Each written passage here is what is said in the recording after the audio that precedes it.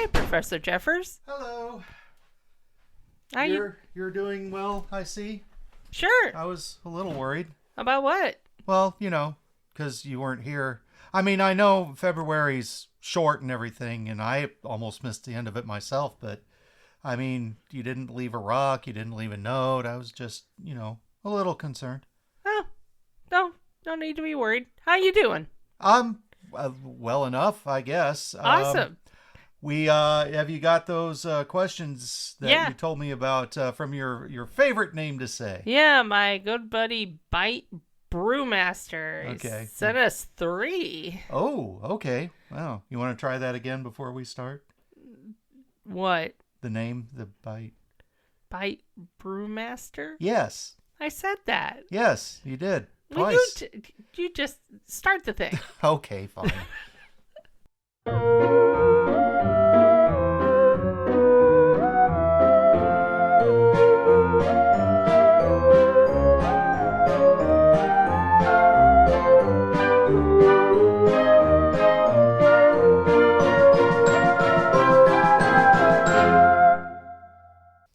And hello, and welcome to Cryptid Remarks. I'm Professor Edward Jeffers. And I'm Wilma Chronicle. And we are back. Happy March to everybody who celebrates. March. Celebrates March. Well, this actually comes out on the Ides of March. Ooh. Yeah, the 15th. There you go. Because we always do this on the 15th. True. Coincidentally, almost always. Ides. Yeah. Yes. All right. Anyway. So, yeah. Yeah, we started, didn't we? Yeah, okay. Yeah. So, ByteBrewmaste, you ready for this one? Oh, yeah. Go ahead. Okay. Oh, hey, you're going to like this one. Okay. It's about your buddy the squonk. Oh. I have heard that the squonk is generally known as a peaceful cryptid. Do you think that is the case? Really? I guess that's actually probably about 95% true, plus or minus. I mean, other than the sobbing, that's what I'm talking about. The only disturbing of the peace they really do is, crying. Sure. They do a lot of crying. Yeah. Yeah. We talked about squonks once before, in case you didn't know. And they're a heartbreaking story. They really are. Hang on just a second. I'm going to... Oh, there's like a... Yeah. What? There's a site called Outdoor Hub that I found probably the best picture of a squonk there. He looks like a pig. Yeah. I mean, Okay. this looks more like a pig than a squonk actually does, but it does capture their essence Oh. pretty well. It just looks like a sad piggy. I mean, kind of, yeah. I'm on outdoorhub.com, and back in February they did a piece about squonks. And so, they actually did a pretty good job explaining this specifically. I might just read off of this. Okay. So, outdoorhub.com. These are their words. Some of them I'll be interjecting, I'm sure. So, the physical description and alleged behavior section says that the squonk is described as being roughly the size of a small hog, though its resemblance to a pig ends in its general shape. I don't know why they added the picture that made it look so much like a hog, but anyway. Whatever. Its skin is said to hang loosely from its body, covered in warts, moles, and blemishes. The hide does not fit properly, sagging and folding in ways that emphasize its awkward form. Some accounts suggest its eyes are perpetually wet and swollen from crying, giving it a permanent sorrowful expression, which the picture that we just looked at basically looked like a river was coming out of each eye. Yeah, I was going to say, it doesn't look like his eyes are watering so much as he's just perpetually crying. Right. Now, here's where it starts talking about the behavior of squonks. Okay. It says, unlike more dramatic cryptids, the squonk does not move with speed or power. It shuffles through the forest slowly, often heard before it is seen, which is why I was saying, disturbing the peace. Sure. And then that question Ben had couple years back that was bothering him. I'm getting off topic. Witnesses claim that its sobbing could be detected on still nights, particularly during the cooler months when sound carries cleanly through the trees. On frosty evenings, lumbermen reported following tiny tear droplets frozen along the forest floor like a glistening beach crumb trail. Now, I don't know. That seems That does seem a little far-fetched. Yeah. I mean, sure, this is Pennsylvania, But and still, it gets cold there, but still. it's not that often it gets so cold that your tears freeze before they hit the ground. And honestly, if it was that cold, I think they would freeze before they left your face. Yeah, I mean, physics of it just seems completely odd. But Yeah. that's fine. Maybe they're following a glistening trail of something else. Don't want to know what that might be. That's fine. I don't either. It's But great. this is also partly why eyewitness accounts aren't usually trusted too much when it comes to, well, anything really, but cryptids in particular. Sure. Yeah. Yeah, and that's why most of them maintain their cryptid status, because that's not considered proof. That's accurate. Isn't there a Squonkapalooza or something coming up? Actually, I'll look at that in just a second. I've just Okay. got one more paragraph here. Okay. The squonk avoids confrontation at all costs, and that's Sure. why I said it is generally peaceful. Right. You know. All right. It does not charge when threatened, nor does it bear teeth. Its singular defense mechanism is as strange as it is tragic. And we talked about it before, but I'll go ahead and finish reading this. When cornered or captured, the squonk reportedly dissolves entirely into a puddle of salty liquid, leaving behind nothing but bubbles and damp earth. One famous story, which recounts a trapper who successfully lured a squonk into a sack by mimicking its cries. Feeling the bag tremble and grow lighter, he opened it, only to discover the creature had liquefied completely. I assume that this means that it's gone, right? Yeah. It can't reconstitute or anything I like that. don't think so. Okay. I don't know of any that have happened, but this picture here, which that top half of, is actually one of it dissolving. I'm assuming you don't want to see that. Probably not. Yeah, let's just not. Okay, so let's just Squonkapalooza. There. They have a big costume of a squonk. Yeah. And amazing. the 4th annual. Look at that. That's amazing. That I love is it. pretty amazing. Yeah, so August the 1st of this year. Nice. Yeah, that is in Johnstown, Pennsylvania, which is where that story takes place, Sure. incidentally, Uh-huh. of the trapper that found the squonk. So I don't know that I'm going to be able to make it there. I've already got plans that weekend, sadly. Yeah, I'm going fair. to try that one year, though. Yeah, that would be fun. I've been so much busier since I started doing this. Well, there's a lot of research into it. You didn't tell me that this was going to be as time-consuming as it was. Well, I honestly thought that you just had this encyclopedia in your brain, which admittedly you do. Well, yeah, but I mean, I always like to double-check things and make And- sure I'm not saying anything that's too far-fetched. and That there's often, anyway. And there's some things that you had to completely research. That's fair. Yeah. You know? But yeah, it's been an education. It has. I have actually learned a lot of things that I haven't, so I don't regret it. And it's kind of helped me in my crusade to make cryptids more understood to people. Sure. But yeah, it is very time consuming, and I don't have that great of an understanding of how time works in the first place. So I totally understand that. that's why I keep forgetting February, I think. Yeah, it's a short I month. was a little bit rushed on that one. Okay. Okay, so yeah, you said there were how many? There are 3, so Okay. we got 2 more. All right. Okay, so second question. In your opinion, what cryptid would make the best movie? Oh, well, that one's pretty easy. I am pretty sure that Jackie Lope would be the best cryptid filmmaker that I can think of. I think the only thing that's really limiting her right now is the fact that she doesn't have access to filmography stuff. I mean, she's got some really great ideas. I've loved sitting in Wyoming around a campfire and just listening to her tell stories and talk about various things that have happened to her. But honestly, she just really hasn't had that much of an opportunity to make films. So That's also another side to that question, as in what cryptid would make the best movie material, rather than making the movie themselves, but maybe being the subject of a movie. Well, to be honest, she'd be a good subject to a movie, too. That she sounds like it. Yeah, she would be a lot of fun. You know, a good historical movie would be one about the Ozark Howler that got shot by Daniel Boone. Oh? Boone versus Howler, yeah. Wow. Did I not mention that before when we've talked about? I don't think so, but maybe you did. I'm sorry. Oh, yeah.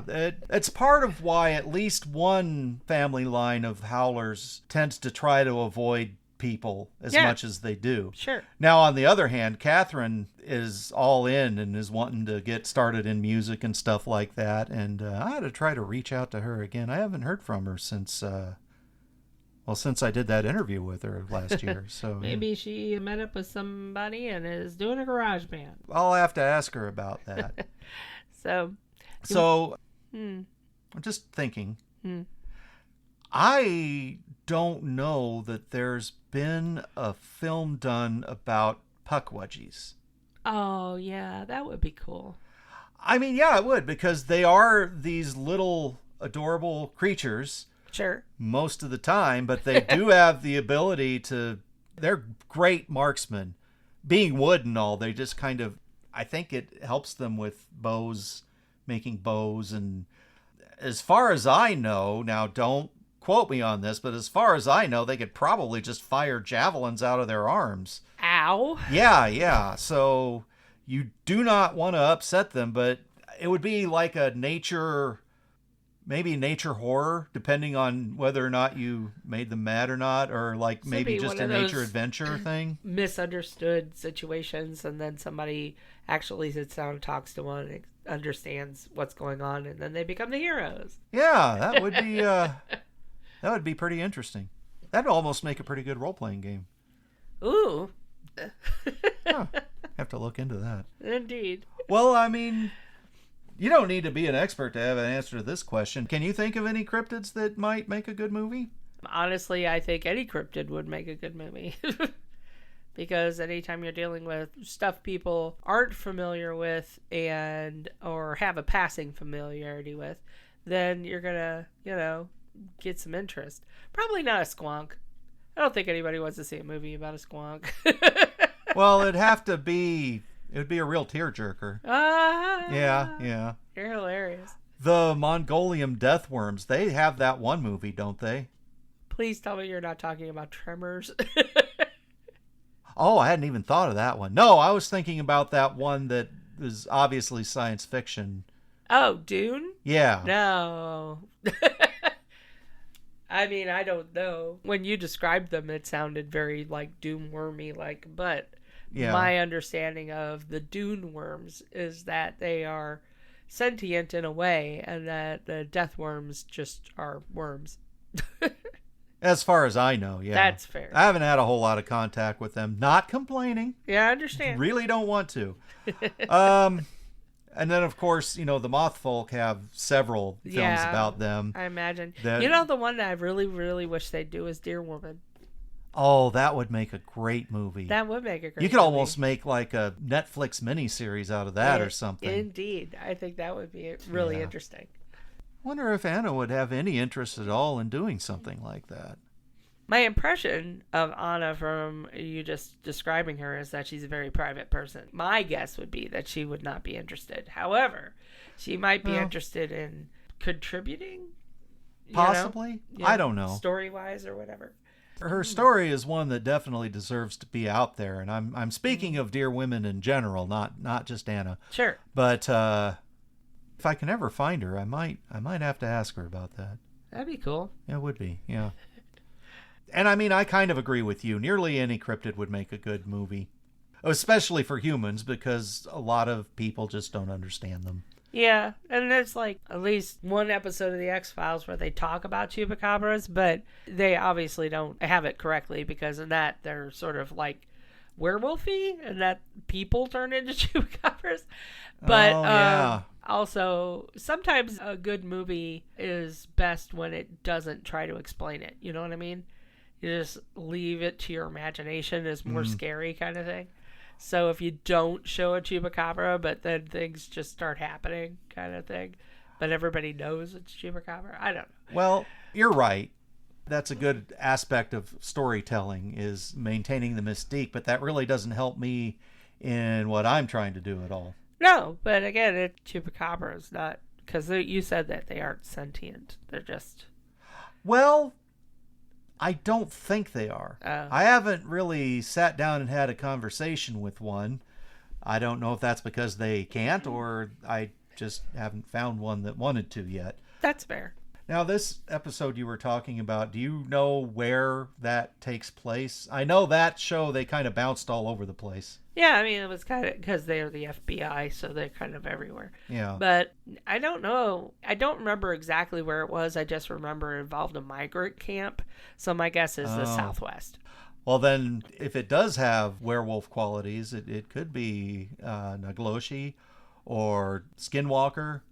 Yeah, but, it's the X-Files. They have a Nagloshi / Skinwalker episode. Also, that one takes place in the Northeast. No. It would be... No, I meant the episode does. But, okay. Yeah. But, it's storytelling, so Northeast. It's not accurate to historical record or whatever. Yeah, well, if it was Southeast, I would suggest maybe Rougarou. Yeah. I mean, it might have been Northwest, but it definitely was in the North. And that could honestly just be because the whole thing was filmed in Vancouver, so they just... That's the terrain they had to deal with. Oh, okay. See, I might have misheard you. I don't know why I thought you were talking Southwest, because no, that's where I was thinking. There's a lot of cool stuff going on in the Southwest. If you ever get a chance to get down there, I wouldn't go in August. Okay. It gets really hot. Oh yeah. And especially when I'm in my jerf form, I'm got fur and it's just sticky. Yes. Okay. It's not good. Sorry, my voice is a bit gravelly today. Got one last question. Oh, okay. Do you think cryptids are biological or supernatural? Yes. I was gonna say, because we did discuss ghosts being cryptids. Yeah. And that question, it's kind of like saying, do you think humans are aggressive or peace-loving? Well, yeah, but a human can be both. Right, exactly. That's my point. Okay. So you're for example, you mentioned the chupacabra. Right. They're biological. I don't Right. know of any chupacabra situation where they've shown any signs of being anything other than biological. Sure. Sasquatch. Biological, I assume. Biological mostly. I am not fully convinced that they don't have the ability to shift planes. Oh. Which is weird. why they don't get seen as often as they do. But okay. I see. I mean, that could be a natural ability. Fair. And Nessie, Yeah. apart from possibly being able to just not be seen when she doesn't want to be, And biological. apparently not leaving DNA evidence if she doesn't want I to. mean, there are a lot of animals that are biological that have a lot of little special abilities, like the bombardier beetle. Yeah. They can make explosions Yeah. out of their face, or is it their butt? I think it's their butt. But Oh, I don't okay. really know. Because they essentially just have like acid and base in Yeah. their body, but when they excrete them at the same time. And that Yeah. makes them explode, so to speak. And the Gila monster. Yeah, but the Gila monster is just poisonous. No. No? The Gila monster carries disease in its mouth. Oh. And I remember watching a documentary about them once, and it's pretty horrifying. What Yeah. they'll do is they'll bite something and then just follow it for days and wait for it to get too sick to fight back, Oh. and then eat it while it's still alive. Ew. Yeah, it's not great. I'm not a big fan. Okay. Biological or supernatural? Yarma Yahoos. Well, they're supernatural because they are spirit creatures by definition. Remember we talked about this. Rather than being vampiric, although kind of by definition they are that too. Sure. They are a very ancient type of creature that is native to the Australian continent. Right. Yeah. Other banshees, which I have talked about Yeah. just last episode, actually. Uh-huh. They are supernatural. Uh-huh. They can take on a physical form, but they are often seen in an ethereal kind of glowy thing. Okay, but is that just bioluminescence? I mean, maybe, Yeah. but the incorporeality Oh, that I hadn't heard. definitely is supernatural. Yeah, absolutely. Now, the Fae also, although they do have a physical body, they definitely are magical creatures. Sure. Like I'll a give you vast that. majority of them, it's painfully obvious. Sure. Yeah. And then you've got like, the old gods and goddesses that may or may not have been actual deities. Right. And there are newer ones too that, well, one of them I'm not really 100% sure of, but the Fresno Nightcrawler. Yeah, no. It sounds vaguely familiar. I think I talked about these once before. Probably. The basic story Yeah. is that a guy in Fresno Uh-huh. had cameras set up around his house, and he kept catching these glimpses of things walking around that were basically just legs. Weird. Yeah, but the equipment wasn't glitching, Uh-huh. and it became a big thing, and it's just one of those things. Is did the mechanical equipment spawn the creature, or was the creature just something that the mechanical equipment now made it possible to see? Like a black stickman. Kind of, yes. Only Okay. the Black Stickman could possibly have been Gerdier, like we talked about before, Sure, too. That sure. that they have been around for a while, but only recently have we been able to film them in any way, and so they became more well known. Gotcha. But would you consider a black stickman, Supernatural? yeah, or biological? Well, that is a good question. Okay. It could kind of fall into the category of both. Kind of like a banshee. Well, Falls into both. I would say the Banshee is more supernatural. Okay. If you want to talk about a creature that is both, Yeah. the moth folk, Okay. Yeah. they that's definitely are both. They have the ability to basically sense and transmit emotion. They're somewhat clairvoyant. fair. Okay. Sure. They can see things that are going to happen in the future. Unfortunately, I think most of what they can see is tragic. Well, maybe that's just the ones that stand out, so to speak. Yeah. Well, maybe that's just the ones they've told me about. Also true. That's true. I am also both. Sure. I mean, my tail can alter reality, and I definitely have a physical form. Yes. It's adorable. Oh, thank you. Well, you have like 2 physical forms, to be fair. Well, that's through my own research and work. I mean, most jerfs don't change form like that, yeah. at least not to the fine detail that I have. Okay. That makes sense. All right, which one were we talking? The Black Stickman, yeah. Yeah. I have not gotten close enough to one to actually touch it. And they do kind of emanate this kind of aura of darkness. I don't think it's evil, but it just kind of unsettling. So Sure. most people wouldn't want to approach them and touch them. That makes sense. Not really sure how they'd react if you tried.